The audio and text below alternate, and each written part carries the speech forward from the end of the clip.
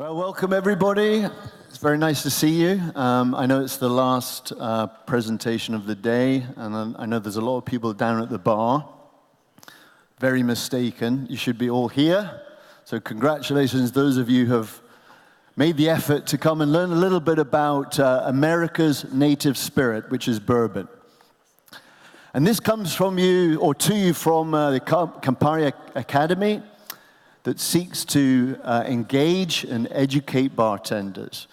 And at the same time, build relationships with bartenders so we can educate you and work together in partnership. So the title of this discussion is An American Icon Breaking Borders. So let's get into it. Oh, and by the way, I don't carry business cards with me anymore. First thing is they cost money. The second thing is Instagram is a much more effective way of keeping in touch with people. So I like to share some of the things that I do, and it's great to know what you're doing. So please follow me. It'd be really good to keep in touch with you. Let's get on with the show. So bourbon has been a great success in the last few years. Exports of distilled spirits have grown 185% in the last 25 years. Worth about $1.6 billion, about 65% of that is whiskey. And in that 65%, probably 70 to 80% would be Jack Daniels. We're exporting from about 42 states, and directly and indirectly, we employ about 1.5 million people. And that's the people that actually make the spirit and the people who are involved in supplying the grains, the ingredients, the barrels, the transportation people, the people who make the glass, all the industries that are associated with the final product. So it's a big part of, or it's a big contributor to the economy of the United States. And consumers around the world are really discovering, the flavor and the complexity.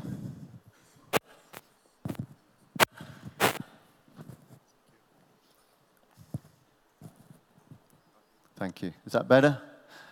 So consumers around the world are really discovering, in many cases, the very first time, this incredible spirit. It's got great heritage, and of course, it's very mixable. And there's a lot of things going on in the American whiskey category, particularly innovation and this move to craft small batch whiskeys. So everything's going really well right now. And then this happened. Donald Trump. Mr. Trump, his trade wars across the world has possibly going to damage our industry. And we hope that that doesn't happen. But this crazy guy, with his crazy, tariff policies, may have an effect on what we're doing. But thank fuck for bartenders. Because bartenders around the world are beginning to discover the beauty of American whiskey. And as bourbon starts to build a footprint around the world, this is a great opportunity for us. And these are people that I know around the world who are beginning to discover bourbon and realize it's a great base spirit for a cocktail. The revival of the classic American cocktails, the Manhattan, the old-fashioned, the highball, etc. Just about any bar these days, any speakeasy bar, will surely have on the menu a Manhattan or an old-fashioned cocktail. Hands up if you serving a Manhattan or old-fashioned. A few of you, great. So what's really driving this, this discovery? Well, everybody has one of these. A lot of people are connected on social media platforms, and they're able to share photographs, stories, experiences, and that's helping to drive this category. And it's fueling this huge growth, this proliferation of whiskeys. Talking about the trends, we're seeing this trade up from some of the mainstream whiskeys, bourbons, and Tennessee whiskey and Jack Daniels, to some of these small batch craft whiskeys. So your Maker's Marks and your Knob Creeks and your Pappy Van Winkles are beginning to get traction in the market, and they're really helping to grow the bourbon category. And of course, innovation as well. There's a huge rye whiskey revival. There's a lot of innovation in flavored whiskeys, and also different, maturation processes, innovation in the whiskey itself. So we have the single barrels, we have the whiskeys that are aged in American oak and then finished, in this case, in sherry barrels. So there's a lot of transfers between Scotch whiskey and bourbon these days.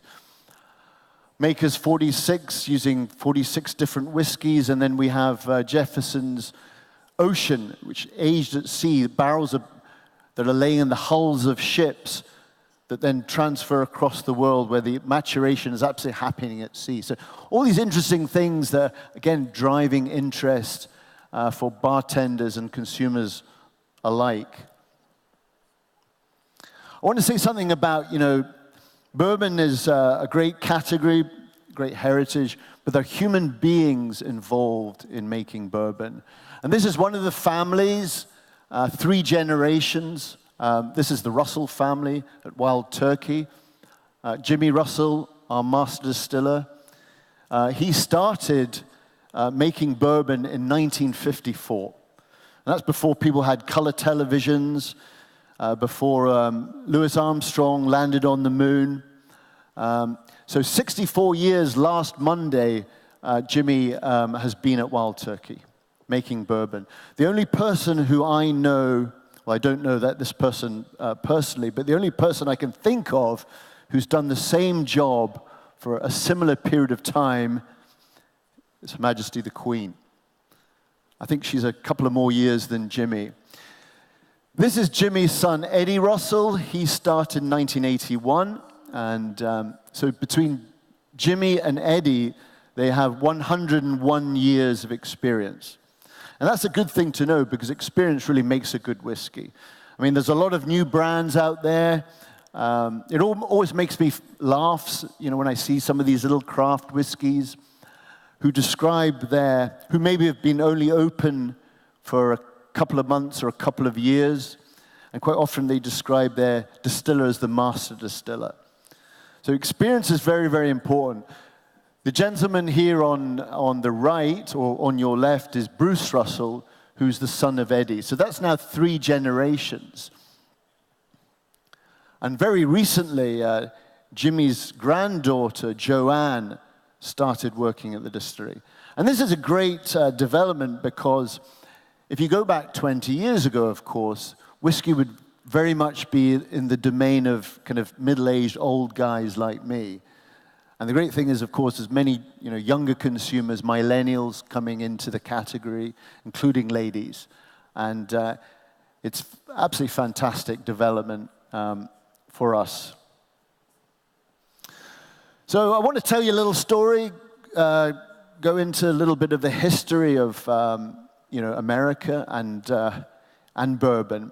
This is the Declaration of Independence, signed on the 4th of July, 1776. Life, liberty, and the pursuit of happiness. And the father of the nation was George Washington. And George Washington was a distiller. He was making whiskey at Mount Vernon. This is this was his grist mill.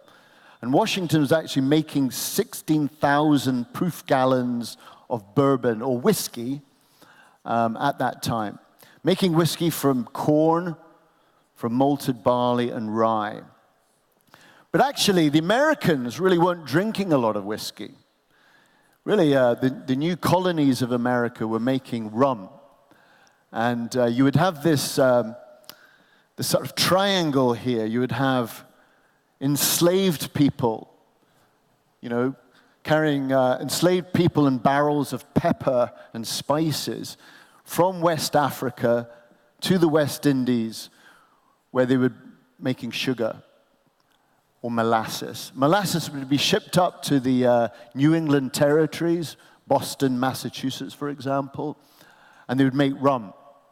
And then they would export the rum back to Africa. So this triangle, suited the rum makers and everyone in this commerce. But of course, in 1808, slavery is now abolished, and quite quickly, rum starts to decline. But at the same time, you have these frontiersmen spreading westwards. Many of them were Scots-Irish, a few Germans as well. And these people were farmers and distillers. They knew the way around a still. And they were growing rye in Maryland and Pennsylvania. And as they were heading westwards and breaking into new territories, like Kentucky, this is when the bourbon or the American whiskey industry really starts to grow. The government of the time actually incentivized farmers to settle in Kentucky and grow corn to feed this hungry, growing nation. So you know what they say about Kentucky? The corn grows tall and green. And of course, many of these farmers come into Kentucky, they grow corn, but distilling, turning that corn into whiskey, allows them to make more money. So suddenly, very, very quickly, there's this huge increase of whiskey making. And this is one of the early distilleries in the sort of 1860s, 1870s. A couple of things happen. This is James C. Crowe. He was a Scottish scientist who settled in Kentucky, and he invented the sour mash. And this was a big breakthrough at the time. This allowed one mash to the next mash to be very, very consistent. So using a little bit of the yeast stillage of the old mash, putting it into the new mash, suddenly now you've got a fairly consistent product. Because before this, each batch would be very, very different. The next thing to happen was a very big glass manufacturer in Chicago called Owens of Illinois gave the opportunity of these distillers to start branding their whiskeys. So these kind of things coming together is kind of a launch pad for the bourbon industry. And then 1920, something very crazy happened. It was Prohibition. And from 1920 to 1933, alcohol is banned from the United States. The Temperance League, Prohibition, meant that, a couple of things happened. One was it allowed the mafia to get in and control the distribution of liquor in the United States. Al Capone, being one of the most notorious gangsters at the time, he would often be in Canada, in Windsor, Ontario, where lots of Canadian whiskey was produced. And that was smuggled over the Detroit River into the United States. And a lot of the bottles were shaped like this at the time. This is called the bootlegger bottle. It was designed so you could slip the bottle down the inside of your boot so you couldn't be detected. And you had federal agents, stopping production. Distilleries were destroyed. Barrels of precious whiskey and other products were basically poured down the drain. So that's Prohibition. So we're jumping ahead. What is bourbon? What is a Kentucky straight bourbon? So this is Wild Turkey here. This is Jack Daniels. And the key point of this slide is to really tell you that Jack Daniels is not a bourbon, okay? It's not a bourbon. A lot of people think Jack Daniel's is a bourbon. It's actually a Tennessee whiskey. So let me tell you really what bourbon is, because this is very important to understand really what makes bourbon and why bourbon is unique. So these are the federal standards of identity. In the 1960s, the US government declared that bourbon would be the native spirit of America. Bourbon can be made anywhere in the United States. 95% of bourbon actually is made in the state of Kentucky. There are more barrels of maturing bourbon in Kentucky than there are people in Kentucky. So the first thing is, produced in the United States, a note here that it can only be called Kentucky bourbon if it's made in the state or the Commonwealth of Kentucky. So that's the first thing. You can't make bourbon in Canada. You can't make bourbon in Mexico. You can't make bourbon in Italy or Ukraine. You can only make bourbon in the United States of America.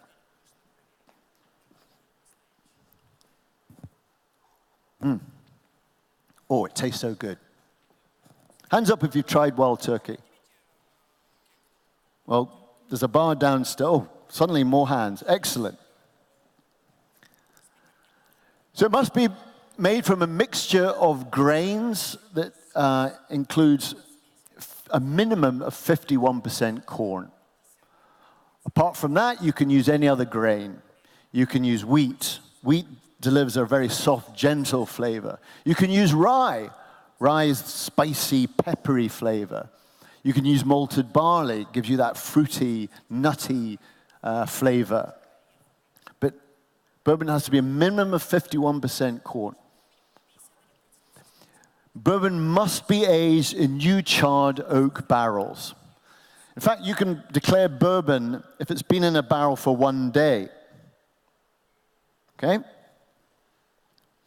You can't distill more than 160 proof, which is 80% alcohol by volume. You can't go higher than that. You can't enter the white dog spirit into a barrel no more than 125 proof or 62.5% ABV.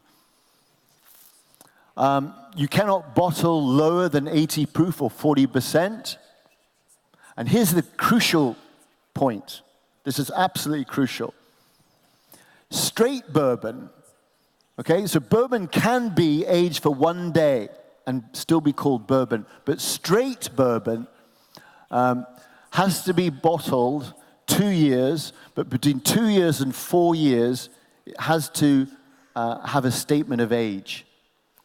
So after 4 years, the label does not need to carry an age statement. So in reality, but 99.999% of bourbon is straight bourbon bottled at 4 years and 1 day.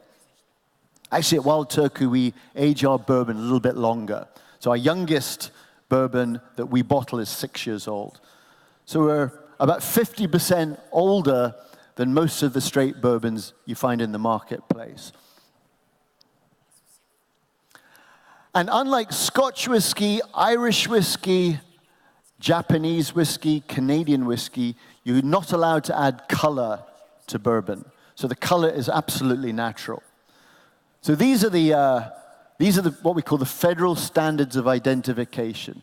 And this means that bourbon, just like single malt Scotch whiskey, is probably one of the most regulated whiskeys available on the market. And that really guarantees the quality of the product. So now I'm going to talk a little bit about, oh my gosh, there I am on the screen. Now I'm going to talk a little bit about some of the processes that go into making bourbon. And it's a great story, it's a great process, because we're using natural ingredients. You know, we're using the water that falls as rain, we're using cereals, we're using yeast, and we're using the oak barrel. So it's a natural process where artisans, craftsmen like the Russells, craft this into liquid gold. So this is the Kentucky River. Our distillery, Wild Turkey Distillery, along with many, many other distilleries, are very close to a source of water.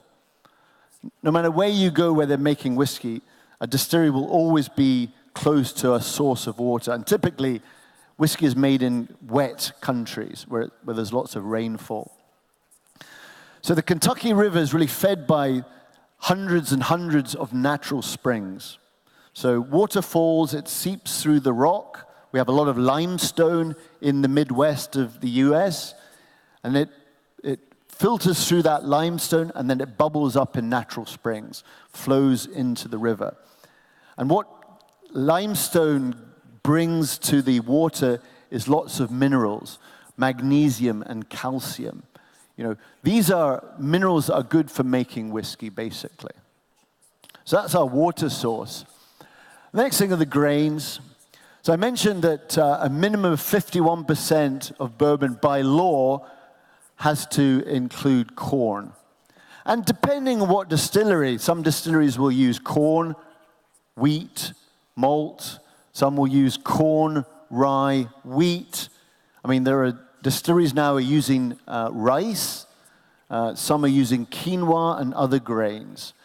But typically, you'll have three types of cereal. In the case of our distillery, corn obviously gives us the sweetness. Actually, corn is quite economical because there is more matter in a kernel of corn, so you can actually produce more whiskey for corn. So it gives us a sweetness, that kind of smoothness you'll find.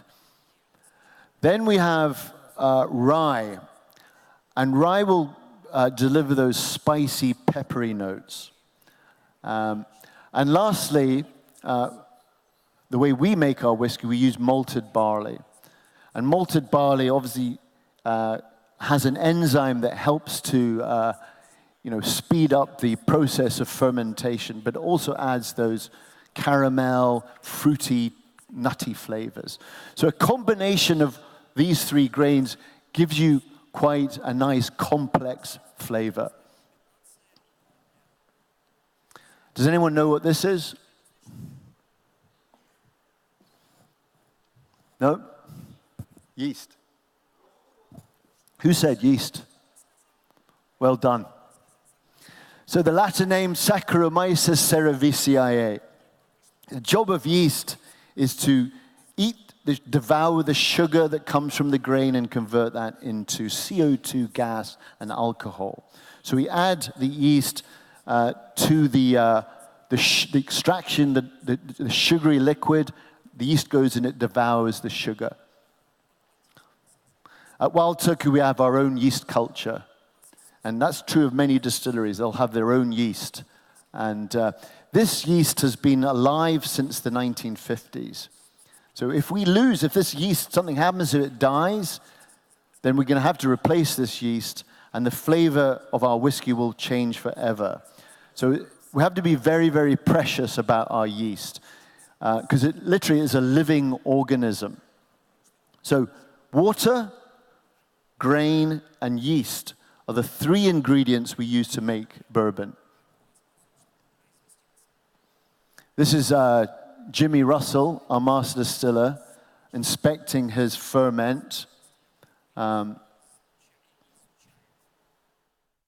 This is what happens. It starts to bubble up as the sugar starts to devour, or the yeast starts to devour the sugar. Once we go through fermentation, we're ready to distill. And really, distillation is reducing the volume through evaporation of water, increasing the alcoholic content. So this is our column still at Wild Turkey Distillery. It's about 52 feet. And I think it's the tallest column still in the United States. Maturation. So this is the last process of making any whiskey. Okay? So like I said, straight bourbon, we only make straight bourbon at Wild Turkey Distillery. And like I said, it has to be, straight bourbon by law has to be between 2 and 5 years. Between 2 and 4 years, it has to declare a statement of age. But 99.9% of bourbon is aged 4 years plus. Okay? These are barrels that are being charred, and the wood comes from oak. Does anyone know why oak is used to mature whiskey or cognac, brandy, rum, tequila? Why would oak be used and not other woods? Taste, okay. Someone said it's porous. Huh? I can't hear you. You don't need to come up.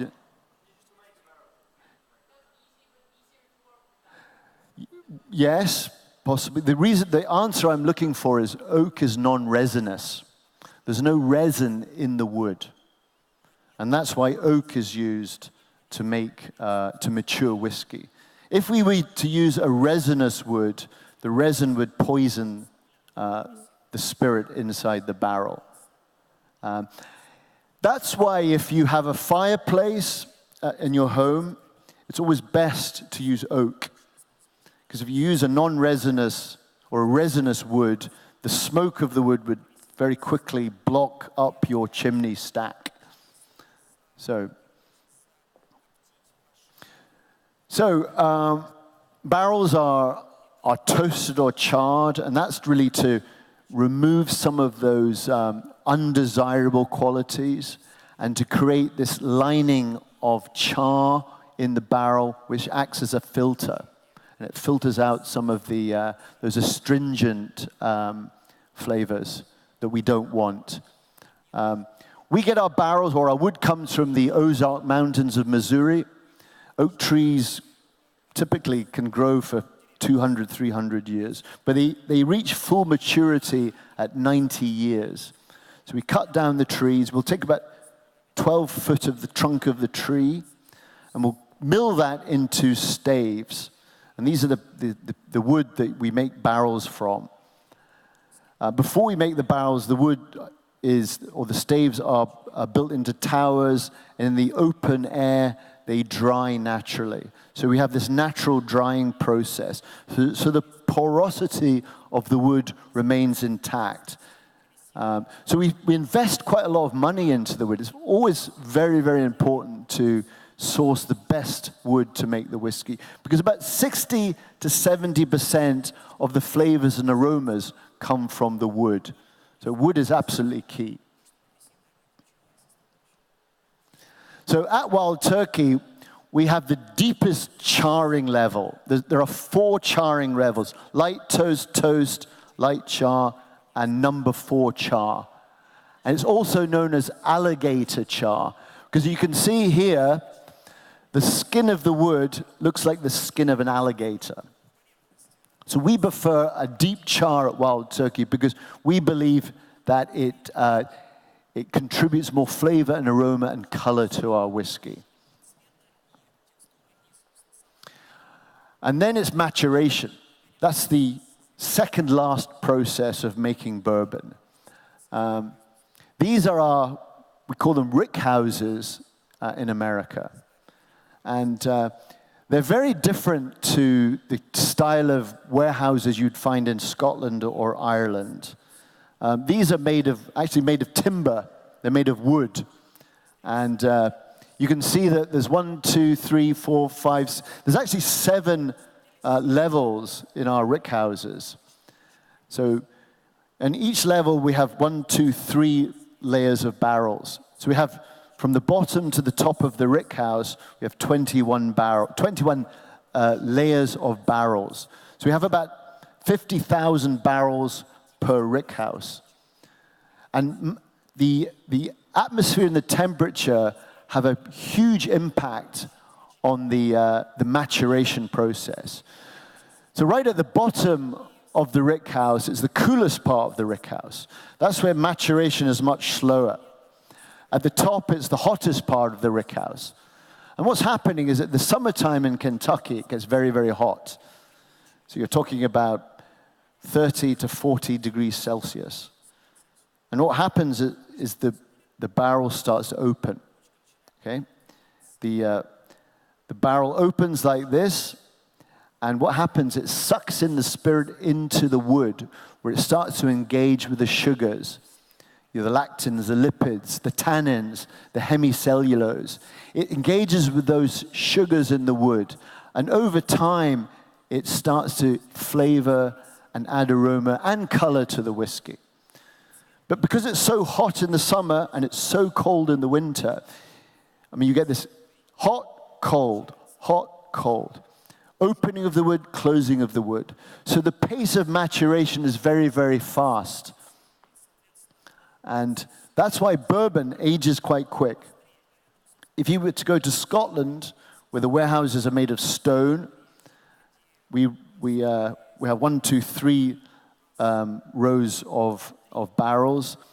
It doesn't get very hot in Scotland. It doesn't get very cold in Scotland either. So there's less opening and closing of the wood as the temperature sort of gently rises and gently falls. So the pace of maturation, therefore, is much slower. And that means Scotch whiskey ages for much longer. But of course, in Kentucky, it's much faster. This is our Jimmy had a busy day this day. But this is our oldest warehouse, built in 1874. And you'll notice that there's bars on the windows. Does anyone know why? It's a bonded warehouse. So actually the American government, the federal government, makes a lot of money through federal excise tax. So the reason why there's bars on the windows is to prevent people coming into the warehouse and stealing the whiskey. Because we're liable for every drop of spirit to pay the government. So the American government, of course, makes a lot of money from whiskey that comes out of bond, and they levy the taxes on the whiskey. So the whole control of the process of making whiskey is very much watched closely by the government. And you'll find that in many of the whiskey-making countries of the world. And it's not just whiskey, it's the same for all distilled spirits. So the government makes a lot of money out of us. I think this is the last slide, folks. You can see that Jimmy's inspecting the barrels, and you can see everything's made of wood. We have very dry conditions in our warehouse, so that gives us this optimal penetration of the spirit into the wood.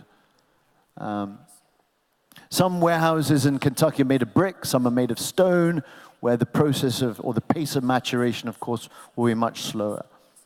But at Wild Turkey, typically, our whiskey ages not much further than about 13, 14 years.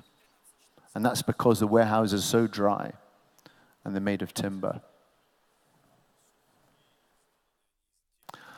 So that's it, folks. I don't know if there's any questions you may have about. I'll be here tomorrow. We'll have a master class, which will be obviously dedicated to how we make Wild Turkey. This is more of a general overview. We have a bar downstairs that we're making old fashions and Manhattans. I'd love for you to try Wild Turkey. And again, if you like to follow me on Instagram, that would be delight. I will follow you back. I'm not one of these people that, you follow me and I don't follow you back, or I unfollow you. So, but with that, a big thank you for. I know it's late and a lot of people are downstairs having fun, but I appreciate you coming to this class. And for me, it's my mission is to win the hearts and minds of bartenders and consumers around the world. So, hearts and minds. If we are able to successfully win your hearts and minds, we earn your hands and mouths. So, we're expecting, bourbon to start growing globally. I think it's going to be the new spirit of the cocktail around the world. So, cheers, everyone. Thank you. All right.